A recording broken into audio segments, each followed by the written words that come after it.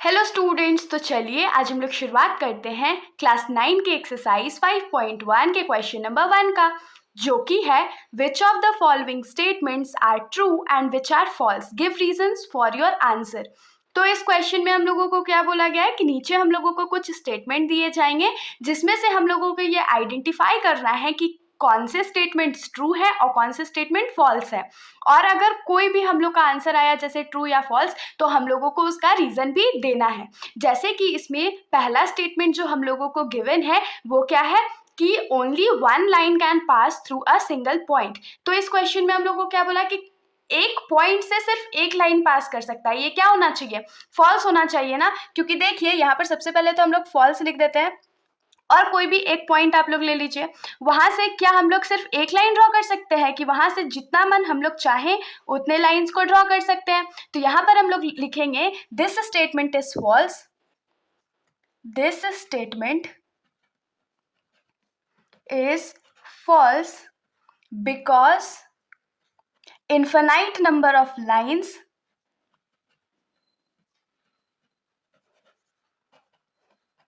can pass through a single point। मतलब कि हम लोग को अगर कोई भी एक पॉइंट अगर दे दिया जाए तो वहां से सिर्फ हम लोग एक लाइन को ड्रॉ नहीं कर सकते, वहां से हम लोग इन्फिनाइट नंबर ऑफ लाइंस को ड्रॉ कर सकते हैं। अब हम लोग आ जाते हैं इस क्वेश्चन के सेकंड स्टेटमेंट पर। तो हमारा सेकेंड स्टेटमेंट क्या है कि there are infinite number of lines which pass through two distinct points. इस क्वेश्चन में या इस स्टेटमेंट में हम लोगों को क्या बोला गया है कि अगर हम लोगों को दो डिस्टिंक्ट पॉइंट दे दिए जाएं तो वहां पर से इन्फानाइट नंबर ऑफ लाइंस जो है वो पास कर सकते हैं। तो हम लोग ड्रॉ करके देखते हैं कि पास करेगा या नहीं करेगा। तो मान लीजिए हमारे पास दो पॉइंट है, एक ये पॉइंट है और एक पॉइंट ये है।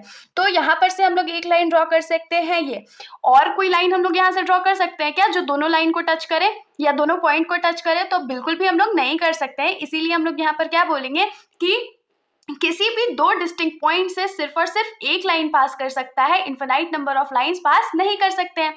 तो ये स्टेटमेंट तो हमारा फॉल्स हो गया। फॉल्स हो गया तो हम लोगों को तो रीजन भी चाहिए, तो हम लोग रीजन लिखेंगे कि दिस स्टेटमेंट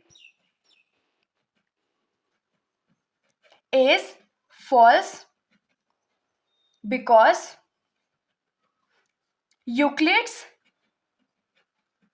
एक्सियोम 5, यूक्लिड का जो एक्सियोम 5.1 है ना, वो हम लोगों को बोलता है कि किसी भी टू डिफरेंट पॉइंट से सिर्फ और सिर्फ एक लाइन ड्रॉ किया जा सकता है। तो this statement is false because Euclid's axiom 5.1 says that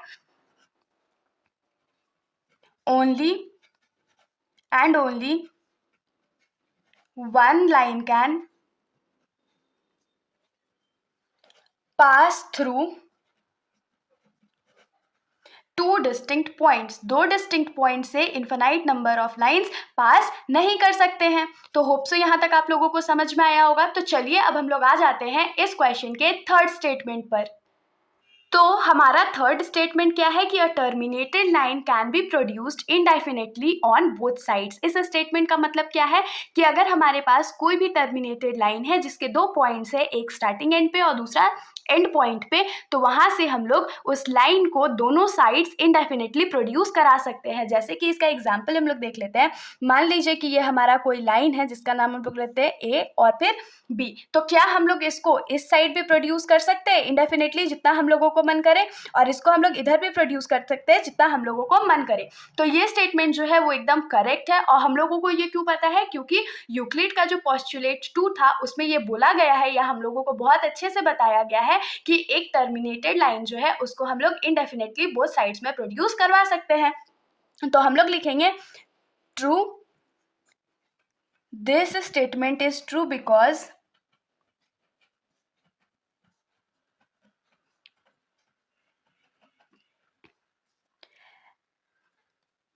Euclid's postulate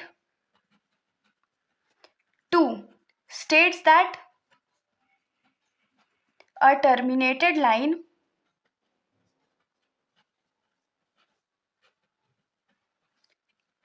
can be indefinitely produced on both sides। तो आई होप सो कि आप लोगों को समझ में आया होगा। तो चलिए अब हम लोग आ जाते हैं इस क्वेश्चन के फोर्थ स्टेटमेंट पर। तो हमारा जो फोर्थ स्टेटमेंट है वो क्या है कि if two circles are equal then their radii are also equal. तो इस स्टेटमेंट में क्या बोला गया है कि अगर मान लीजिए दो सर्कल्स जो है वो आपस में इक्वल है तो उनके जो रेडियाई हैं वो भी इक्वल होते हैं। तो ये स्टेटमेंट एकदम ट्रू है। क्यों है ट्रू है भाई? तो देखिए, अगर दो सर्कल, मैं आपको बोलती हूँ ये दोनों सर्कल इक्वल है, तो अगर दो सर्कल इक्वल होते हैं तो सबसे पहले उसमें क्या इक्वल होना चाहिए? इक्वल होने के लिए तो ऑफकोर्स रेडियाई इक्वल होना चाहिए। तो हम लोग लिखेंगे कि दिस स्टेटमेंट इज ट्रू। और ट्रू क्यों है? तो लिख लेते हैं this statement is true because postulate 3 states that a circle can be drawn with any center and any radii। तो यूक्लिड का जो पॉस्टुलेट 3 है उसमें हम लोगों को क्या बोला गया है कि एक जो सर्कल है या कोई भी सर्कल है उसको हम लोग कब ड्रॉ कर सकते हैं? किसी भी सेंटर से हम लोग उसको ड्रॉ कर सकते हैं और किसी भी रेडियाई का यूज करके हम लोग एक सेंटर को ड्रॉ कर सकते हैं। और इसका जो मेन रीजन है वो क्या है कि if two circles are equal, अगर दो सर्कल्स जो हैं वो आपस में इक्वल हैं तो इसका मतलब है कि वो सर्कल्स कॉन्ग्रुएंट भी होंगे। Then the circles are congruent. और अगर दो सर्कल जो कॉन्ग्रुएंट है तो उनका जो सरकमफेरेंस होगा वो भी तो इक्वल होगा। Then their circumference is also equal. तो उसका जो सरकमफेरेंस होगा दोनों सर्कल का वो भी इक्वल होगा।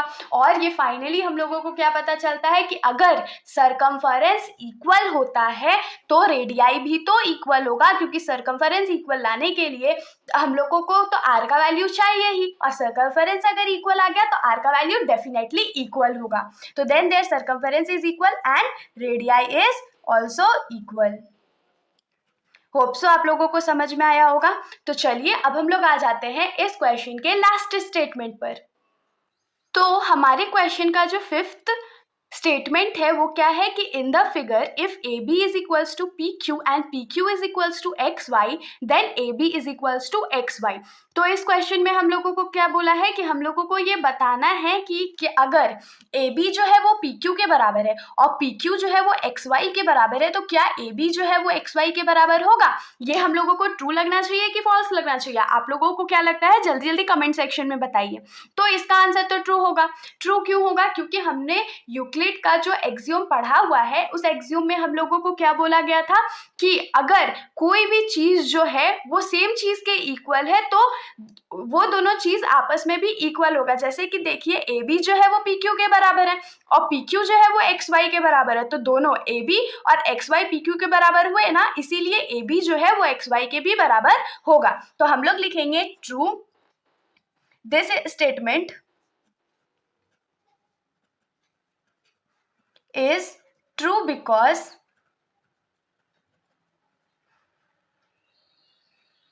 Euclid's first axiom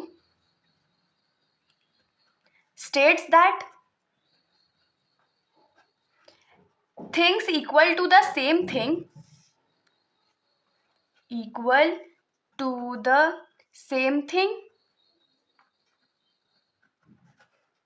are always equal. जैसे कि यहाँ पर हम लोगों को क्या बोला गया था कि ए बी जो है वो पी क्यू के बराबर है और पी क्यू जो है वो एक्स वाई के बराबर है। तो देखिए ए बी जो है वो पी क्यू के बराबर है और पी क्यू जो है वो एक्स वाई के बराबर है। तो यहाँ से हम लोगों को क्या मिल गया कि ए बी पी क्यू के बराबर है और पी क्यू एक्स वाई के बराबर है। अब अगर ये यहाँ पर A B P Q common है ना, A B is equals to P Q और P Q is equals to X Y, तो यहाँ से हम लोग क्या लिख सकते हैं कि ए बी जो है वो एक्स वाई के बराबर होगा। तो ये स्टेटमेंट तो ट्रू हो गया। तो इसके साथ हमारा ये जो सॉल्यूशन है यहीं पर खत्म हो जाता है। अगर आप लोगों को कोई भी डाउट हो तो आप लोग कमेंट सेक्शन में पूछ सकते हो, वरना अगर आप लोगों को वीडियो अच्छी लगी तो वीडियो को लाइक कर दीजिएगा और मेरे चैनल को बिना सब्सक्राइब किए कहीं मत जाइएगा। Thank you.